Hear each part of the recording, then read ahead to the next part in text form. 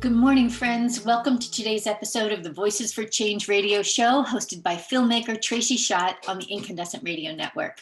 I'm Hope Katz Gibbs, producer of Inkandescent Radio and founder of Inkandescent Inc., a PR firm, publishing company, and distance learning firm for entrepreneurs by entrepreneurs with a spotlight on women.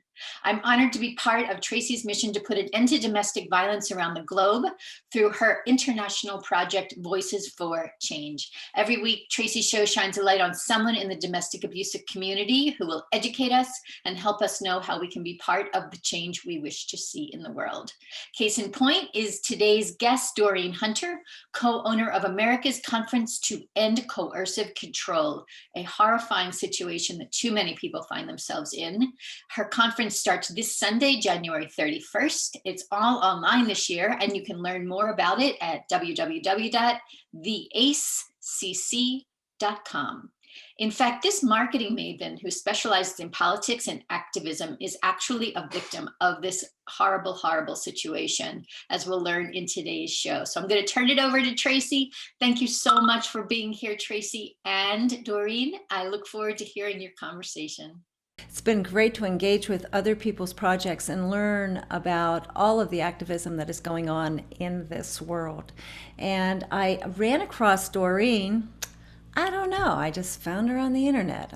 By accident. A few months ago, I was like, oh, wow, look, there's Evan Stark. Evan Stark is in my film, Finding Jen's Voice. And there he was, big and bold on the front of this website for this conference, the American Conference to End Coercive Control. Well, coercive control, which we talked about a little bit about last week with Kelsey McKay, is really the heart and soul of domestic violence. So it's really exciting to see the attention that the problem is getting on a broader basis in the community, through government, through politics, and through education. So thank you so much, Doreen, for doing what you're doing. Why don't you tell us a little bit about the America's Conference to End Coercive Control and how this all happened? I think like everyone else, when we saw that the UK had passed a bill in 2000, I think it was 17, it kind of hit all of us all over Facebook. And I was exceptionally excited because at this point, I had wanted to do some training in the county that I live in. So I'm here in Austin, Texas, and I live in Travis County. And I'm a volunteer with the Stop Abuse campaign, and I am the Texas chair here.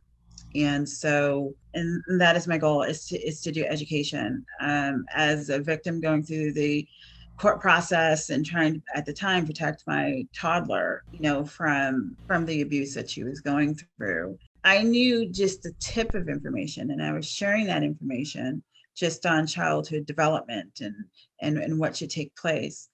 And it wasn't that they didn't know. It was almost like they were just like, I've done this 1,000 times and I know I'm doing the right thing. This is how our procedures go, and we're in lockstep. And so it has caused trauma for my daughter and change. And so I had a fight to keep her essence of who she was as a toddler. I kept saying, this is her personality. This is who she is, and she gets to be that person no matter what. And so that's what kind of led me on to understanding what was going on and figuring out. And then I'm like, okay, they need to know what I know. There's a lot of frustration that I had, but I am a consultant first. I see your problem. I want to fix it. And so I'm always looking strategically, how do we get this done? And so in my background, I owned a PR and marketing firm. And the clients that I had were high-tech clients. There were national nonprofits. There were political in several different ways. I actually had people who were elected as clients, and then people who were trying to be elected. And so what is important to me is that when I was seeing this effort of advocates and of victims What was missing was the corporate strategies that made my clients successful in messaging, in getting things funded, uh, and just not doing the same old approach where you're going to hit your head against the wall over and over and over again. And so what I wanted to do is bring in more grassroots efforts, create conferences, create training, create things that I know make a difference and move things forward. And it's very hard to do in this environment, but it doesn't mean it can't be done. And so this led me to a path of, I did a citywide event that was a conference in the end. I died giving birth to my daughter because of abuse and non-physical abuse during pregnancy. And it affects your health, it affects the baby, it affects everything. And so when I gave birth, I unfortunately died. I'm lucky I came back, but I came back with several disabilities, and it doesn't allow me to work as I used to anymore. And so I unfortunately cannot work. If I work too hard, I get sick and I'm in bed for a long time. So I decided to try and ignore the doctors and put on a conference. And the conference was great locally, but it didn't do what I really wanted to do. The first one was to celebrate the people who saved me when I died and saved me through pregnancy. And the second one was trying to bring awareness, and that one didn't go as well as I wanted to. And so I kind of went through understanding my disability more for a couple of years. And then when the coercive control got passed in Britain, I had the itch to do another conference again. And I wanted to do something, but I was wary. But I decided to go ahead anyway, because you only live once. Well, in my case, twice, but literally you only live once. So don't know how many lives I have left. So I figured I'd just go for it. Well, it is awesome, and it's you know, you're a woman after my own heart in that you know, you have this passion and you're, you know, going after it in spite of the obstacles. You're making a difference, and that is awesome. And I thank you for your tenacity. What I'm hearing from Doreen, it just connects so much to some of the work and struggles that I've had with Voices for Change. And it's like, how do you get the word out? How do you move the needle beyond the people who already understand the problem? You are, as an audience, sitting in the company of two marketing PR gurus in both Hope and Doreen, and a filmmaker.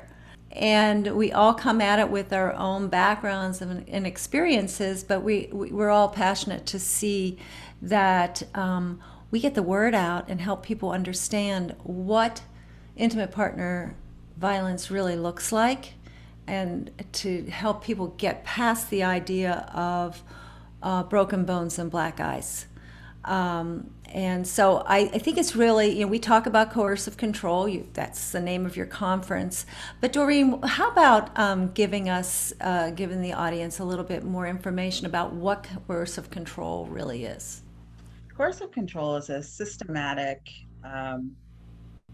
plan to oppress someone, and it's really oppression.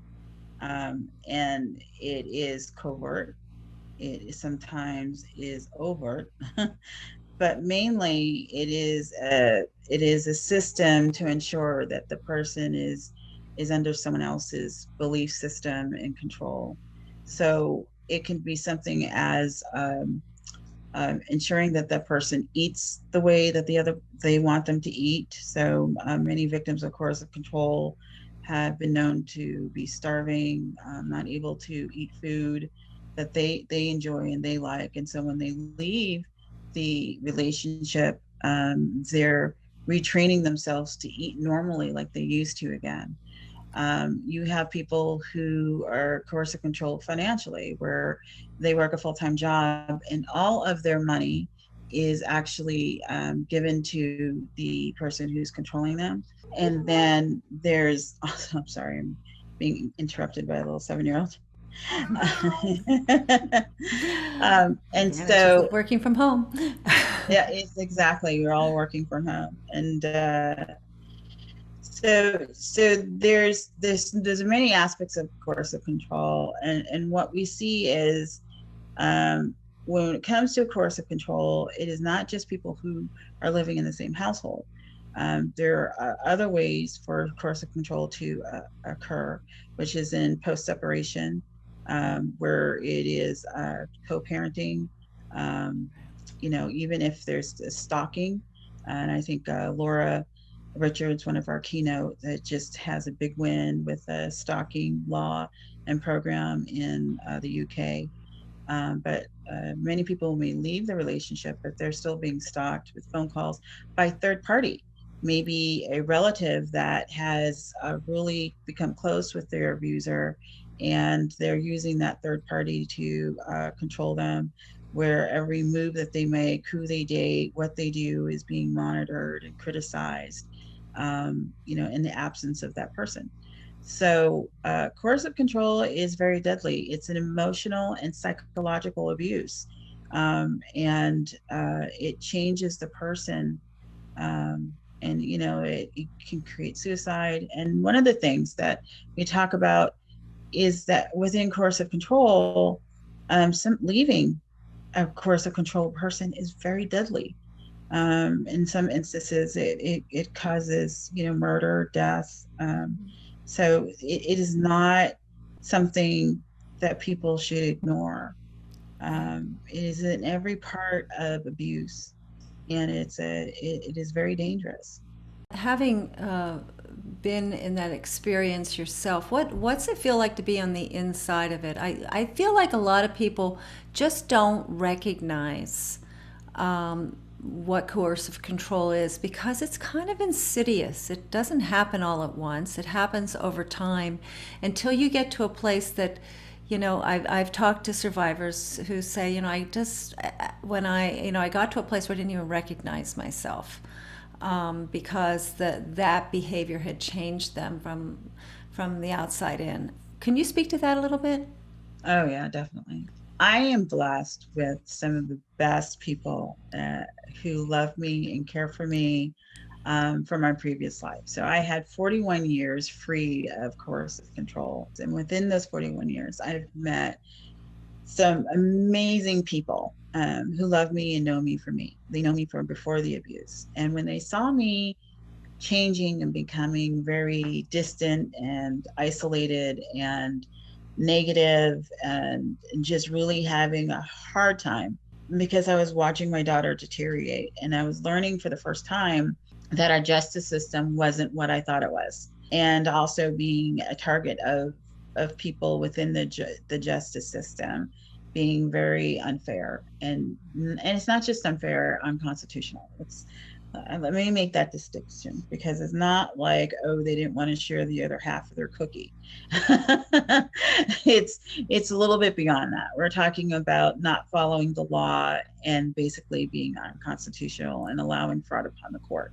So it's a lot of oppression, and it's a lot of trying to keep up. I was pro se, and it was hard because I was fighting not just my abuser, but the people who were helping and knew my abuser outside of the court. Mm-hmm. So, and then at the same time, I was trying to save my daughter, who was coming back with bruises and a couple, and it was just really hard. It was a hard time for me. So I've never felt helpless in my life. I've never felt that I couldn't achieve something or I couldn't do something. I've never felt like I couldn't fix something, because basically built a career of being a golden girl that people called and paid me 6 figures to fix their stuff. So it was very hard. It was trying to learn my new circumstance. And in addition, from going from 6 figures to Medicaid to nothing, right? There was that whole thing. I lost my whole career. I lost everything that I wanted to do. and my belief and dreams of being a mom, like what I wanted to do as a mom, So coercive control is really hard because in this case, this person was controlling my ability to be a mother and to protect my daughter. Right. It's the most innate thing and that we have as a mom. It is built into our DNA to protect our children. Sure. And then the coercive control that I was dealing with, it dealt with financial, it dealt with the help that I needed medically. And so that was very, very difficult to try to fight that. And so it was a lot of feeling oppressed, feeling hopeless, feeling like if I move to the right, I'm going to be in trouble. If I move to the left, I'm going to be in trouble. If I stay still, I'm going to be in trouble. If I move forward, I'll be in trouble. And I can't move back because then I'll be deemed as an unfit parent. Right. Well, one of the things you said that really struck me is that, you were a strong person. You Mhm. you were not really somebody that would be considered vulnerable. Mm-mm. You were really, you were a tough nut, right? And Mhm. I've seen that among a lot of women who've been victims of intimate partner violence and coercive control. That these aren't your typical victims. Or, they don't come into these relationships like, oh, beat me. I mean, these are tough women that over time there's this shift in almost personality and sense of who you are. It's like these abusers are really good at taking your agency and at taking away your ability to say what you want in your life. For a long time, uh, going through, I was lucky because I went from six figures to Medicaid. I couldn't work. I was pregnant. I was sick. I couldn't work, Right. and I got to the point where I couldn't even drive. And so I'm extremely independent. I'm uh, I'm the kid who had a business at 11 years old. I made my own money. I'm the one who, my first job, were with corporate, companies. By 16 in Boston, I had already been working for Fidelity Investments. So I was not a kid. I was already wearing suits, it was the 80s in Boston, everyone dressed up. So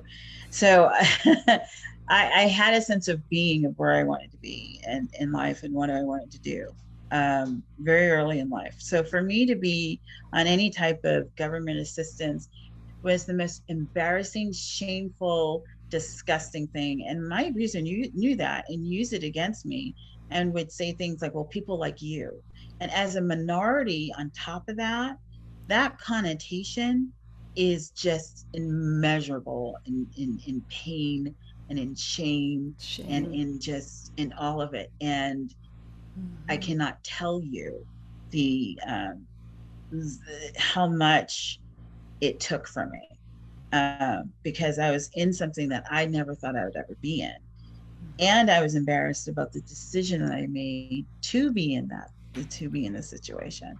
I'm grateful always to have my daughter. I believe that was God's gift for me. That was like that I will, get back in my DeLorean and do again. However, what I won't do if I was going back in my DeLorean, I would hope that I would still have the knowledge that I do today, and I would make different choices in how I would handle the situation and to protect my daughter and myself. And in addition to, I would then know the things that most people don't know, that I was lucky to have third parties there for me because I was so sick in my pregnancy. We honestly thought that I was going to be bedridden for a while. And so we had to have a plan after pregnancy of care. Um, and no one thought that I would die, but we thought that there would be some medical difficulties that I would have to overcome in the first 3 months of my daughter being born. And with that brought in not social workers, but like WIC and Any Baby Can and an NFP program, and so they were there through the pregnancy, and they saw some of the things that were going on. They also saw that he didn't have any real time with my daughter until she was 14 months, and they saw a change.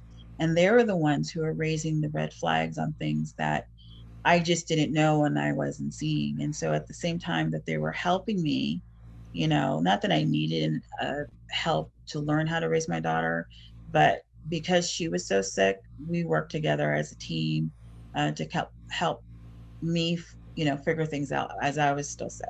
Mm-hmm. And it was a great resource. And then a shelter called Safe Place here, which is really big in Central Texas, they were a part of our lives as well. And so they would raise red flags. And it was through these organizations, they really taught me about domestic violence and what to look for and what I was going through. And going through their programs, and I encourage anyone who is going through domestic violence, whether you're getting hit or not, go find a shelter and go through a program, especially for someone to support you. It's so important, because what I learned was I was going through domestic violence and I had no idea. I just thought he was ornery and difficult. I had no idea that what I was actually going through was abuse. And when I went through that checklist, I was like, okay. So it was very important for me as I got help, because I knew I needed help. I needed help with my emotions. I needed help with all these other things, that these organizations that were there for me.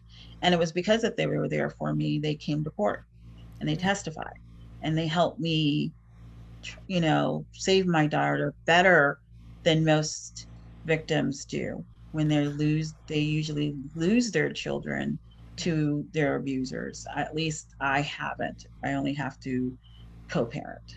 So, which is bad enough, right? Right. It still hurts my daughter. It doesn't help. Right. So, I mean, you were lucky that you were around these helping organizations that had people that recognized coercive control as abuse, because not everybody does. And a lot of organizations really don't, helping professionals really don't even know what coercive control is. So it's really one of the reasons that your conference is just so important. It's a real small network of people in the field that really understand coercive control. And in order for us to, as a society, kind of make intimate partner violence end, we have to get a handle on coercive control, because it's kind of the backbone. It's what supports the abuser throughout their work with us.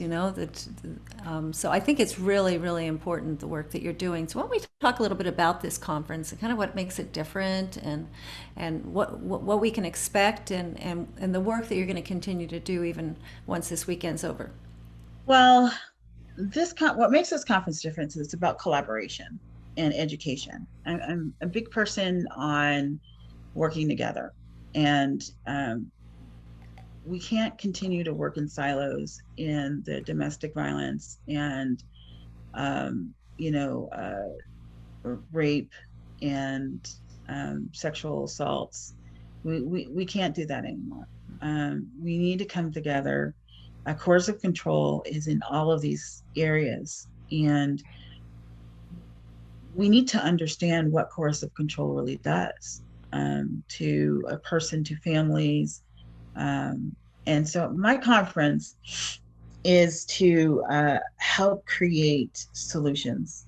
And it's to focus on bills. It's the Americas, because it's after the continent, not so much our nation. And I would love to see a bill in every country on this continent and within in these countries with every province or state. And so from the top of Canada to the tip of South America, I would like to see, you know, a strong coercive control bill. And I've started using the word anti in front of it because we're not for coercive control, we're against it. So, and so this is very important for me to see lobbyists come and legislators come, and we do have some legislators coming. And I'd like to see forensic nurses. I would like to see social workers. I would like to see advocates and, you know, pastors and priests and anyone who works with a child, medical, daycare, to come and understand what coercive control is and how it impacts families, and also how it impacts the victims, and that it's intergenerational. It is not something that is a one-off.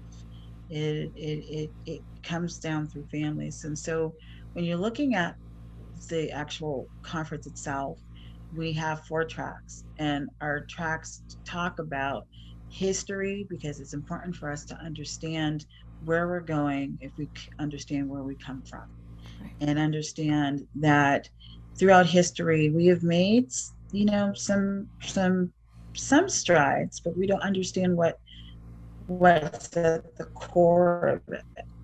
What always struck me when I started doing some research on this, because, one, I'm a geek and I love culture.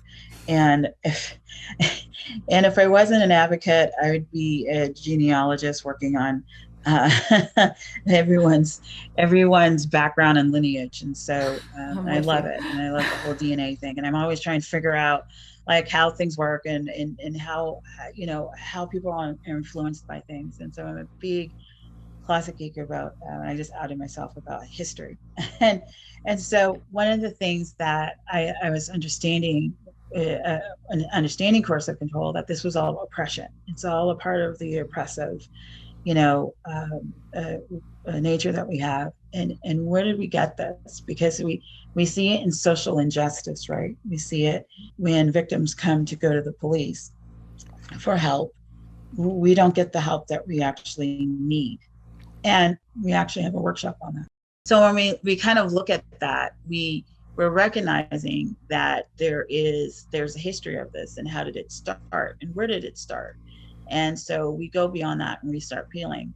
And what I saw in history, and there's some amazing people, I'm hoping to bring them on next year, because I think we'll always have this track, every single year, is to kind of that what we see in racial inequality, what we see in gender inequality, all have the same string. And what we see here when we're dealing with domestic violence and victims not having a voice is that there are laws that are passed, and there's junk science that supports it, and then you kind of see this system of being rolled over and steamed over, and it happens in each legs of this social injustice world that is developed. And it's just being repeated here, and even in 2021 we're still seeing it. And it's the same formula over and over and over again since the colonies. So what is interesting about this is that if we learn from the past and we learn about how this gets started, we can create better laws, and we can create better ways to educate, and we can understand what the barriers are, because the barriers are something that is deeply rooted in our social system. And if we just, throw a law together and expect someone to adhere to it, well, we're not really addressing the real problem. The real problem is their belief systems, whether they're aware of it or, consciously or not, it's embedded. And so we need to come up with laws and training to help enact these laws that kind of deal with some of the thinking that we have. Right. And so it's important for us to look at the whole issue and not just the one part of it. Right. Some of us know all about coercive control, but we don't know how to put a bill together. And we certainly don't understand how to make it it can go on the books, right? But what happens after that? What do you do? How do you enforce it? How do you enforce it? And then how do you educate on it? And then, is the law that you have the right law for your part of the world? Right. What works in Scotland is not going to work in small town USA because they're two different animals. Mm-hmm. So you have to develop a law that fits the fingerprint of where you live. Yeah. And I think that it's going to be incredibly challenging in the U.S., especially in, small town USA, where there's a little bit of the wild, wild west kind of mentality of, we're going to do things our way and stay out of it. You're not, this is not your business, and you're not going to tell me what I can do in my own house. And there's lots of resistance to legislating morality. And especially when it's embedded in the community and people have no problem with some of the gaslighting that we're calling illegal, because it was done to them and it was done to their parents, and it's still being used in the community today. Right. And they can't understand that is wrong, because that's what has been taught to them, and the entire generation, it's their value system. And how do you teach someone that their value system is incorrect? We see that today. Yeah. And so education is a good part of it. Empathy is a good part of it. Marketing and smart messaging is what's going to help us, because we're teaching people, Pepsi's okay, but Coke is so much better. Right. and as we know, that is a fight to the death. Yeah, indeed. So, well, it's one of the reasons that I got into this. I started finding Jen's voice because when I saw these statistics around homicide and pregnancy, I was so enraged that the research was showing this, that the professionals knew about this, but nobody in the general public did. And I thought, what the heck's the media doing? Where's the news? Why are we talking about Scott Peterson being a one-off when he killed Lacey, when this happens all the time? And where's the public outrage? And I kept going back to the media going, you've got all this power. You can really change the way people think. And so, it's how I ended up down this road, is why I made the film, and why I just can't seem to get out of this advocacy role, because it's very clear to me that media, marketing, messaging, advertising, there are so many ways that we have to change the culture fundamentally away from this idea of it's okay for one person to have power over another. It is, and it's hard. Coercive control has changed my parenting style. I was born in 1971 in Boston, Massachusetts. There's a lot of rules and what you can and cannot do. And my mother's side of the family, we are kind of like a Benetton over there. We're the spoon of the melting pot. We have a look of everything. And so, and that part of my family, there's siblings who each identify with different cultures. And so how people are raised, even within that family unit, is much different depending on the aunt or uncle that you got. Right. And so one may have been raised to speak Portuguese and you hear a lot of Spanish. I remember my aunt growing up, and all I hear was Ciantace for so long. So, so I know that one. But it is much different in the parenting styles between the two sisters, my mom and my aunt, and then with her other sisters, where they gravitated to our Native American side of our family and culture. And You really so are the Benetton family. yeah, we are. and so that was different too, but there were core rules that were taught that are very aristocratic in our family, about entrepreneurship, education, just things that are very core. And so, but they're not always good. These traditions that we are taught and how to be parents, they can be very strict and they can be very stifling. And they're from the issue of control, right? They're based off of that children should be seen and not heard. And what's more worse than destroying someone's voice and sense of self? And so my parenting style is to provide my daughter within reason, not that she gets to be disrespectful or rude or, any of those things, but her ability to have a voice and have independence and speak. And she is so smart. I'm biased. I'm her mom, but she often says things like where she is just way beyond her years. Her teacher was asking her about Christmas, and she said, all the kids were talking about Santa and whatever, and she goes, Christmas is about family and friends. And I was so proud of her. And think of, and just that's for very mature thinking for a 7-year-old. Yeah. And so learning about coercive control has really taught me a lot about, how to be a better parent and how to encourage people. I've always been one to encourage people to find their voice, but just differently as a parent. And I'm so proud. And I think if people really thought about what coercive control is, we could have a much better society. It could affect not only parenting, but can also affect, and Barry Goldstein talks about this from the Stop Abuse campaign. He's written it in his book about eradicating abuse and domestic violence could save our governments, $5 or $50 billion or $5 million or $1 billion. It's incredible because it hits every part of our service.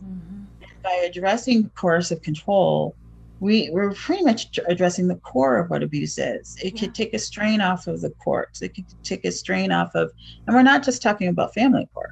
We're talking about criminal court as well.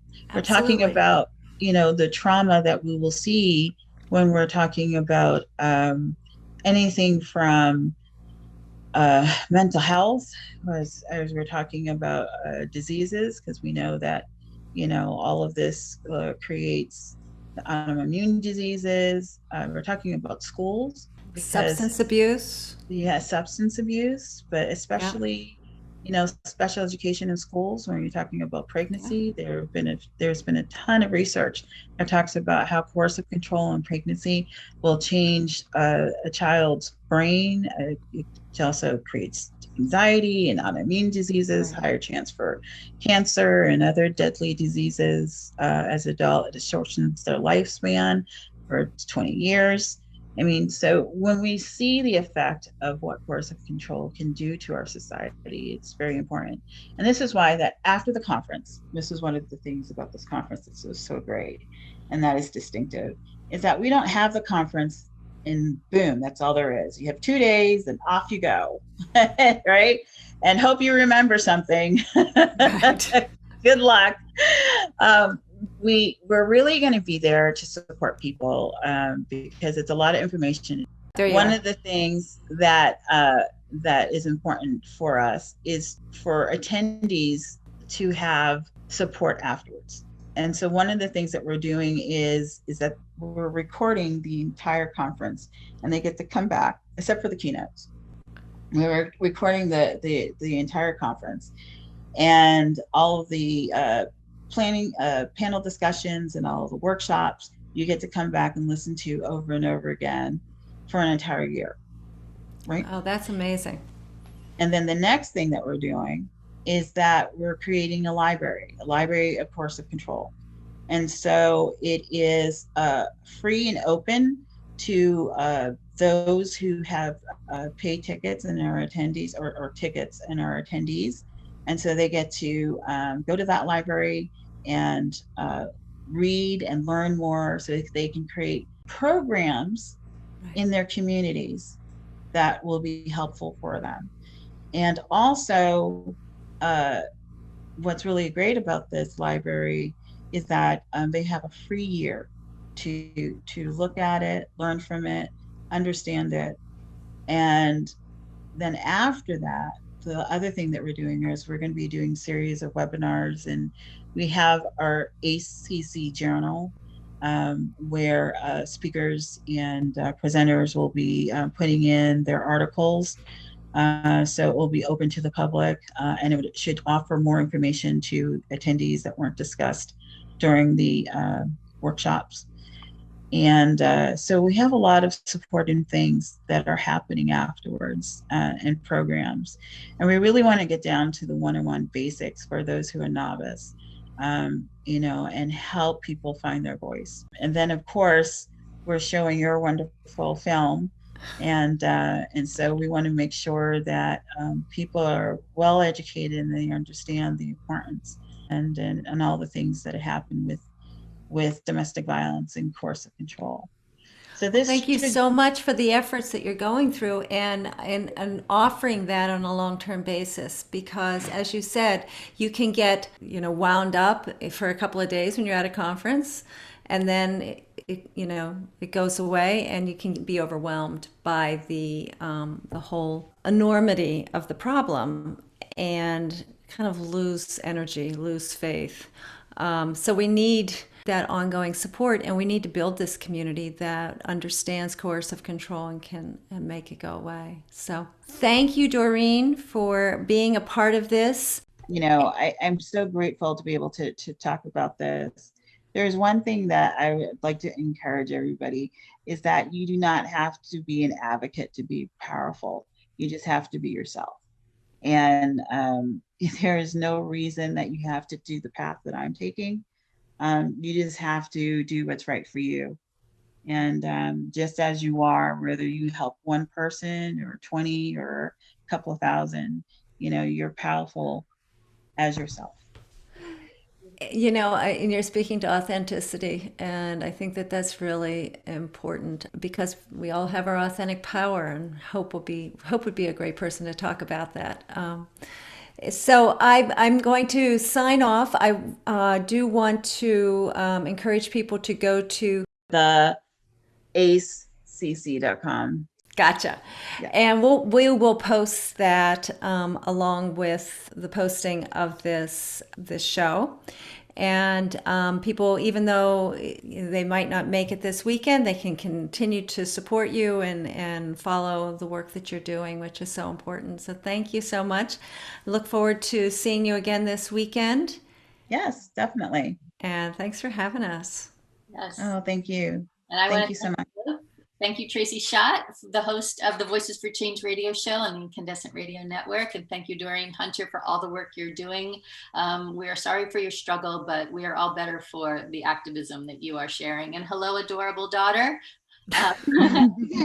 We look forward to supporting everything that you're doing. We'd love to get a hold of that checklist that you mentioned so that we can post it so that people who think they might be in a strained relationship can check out and see if this is something that's really impacting their lives. So we're going to continue to share all kinds of great information to put an end to domestic violence around the world. I'm Hope Katz Gibbs, founder of the Inkandescent Incorporated, and we are so excited that you are joining us today. We'll talk to you very soon. Be well.